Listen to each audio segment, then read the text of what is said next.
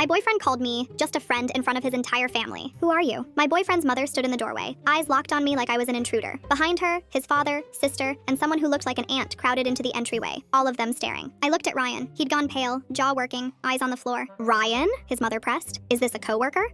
His voice cracked. She's just a friend? Just a friend. After 9 months of late nights and whispered promises, after him telling me I was the best thing that ever happened to him, I grabbed my bag from the couch. Nice to meet you all, I said, voice flat. His mother stepped aside as I walked past. His father frowned. The sister and aunt just stood there politely bewildered. Ryan caught up to me in the driveway. Please, he said, grabbing my elbow. Let me explain. I yanked my arm free. Explain what? That I'm your friend? They weren't supposed to come. I didn't know they'd just show up. You could have said girlfriend. You could have said literally anything except friend. You don't understand? Then make me understand, Ryan. He glanced back at the house. Not here, not now. Just give me a few hours, okay? Let me get them out of here and then we can talk. I stared at him. At the guy who couldn't even claim me in front of his own parents. Sure, I said. We can talk. I got in my car and drove away before he could see my face crack. By the time I pulled into my apartment complex, my phone was already lighting up. 3 texts from Ryan. I'm sorry, please don't be mad. I can explain everything. I turned my phone face down and sat in my car. 9 months. Every time I'd brought up meeting his family, he'd had an excuse. They were busy, traveling, his mom was sick. I'd started wondering if I was pushing too hard, but the look on his face when that door opened, the way he'd called me a friend like it was a reflex. My phone buzzed again, then it started ringing. I let it ring. 7 missed calls when it stopped. 4 new texts. The most recent, please answer. I typed, give me space, I'll text you when I'm ready. His reply came in seconds. How long? I didn't answer. Inside my apartment, I sank onto the couch. I kept replaying his mother asking who I was, Ryan's blank face, the casual cruelty of just a friend. My phone buzzed, a number I didn't recognize.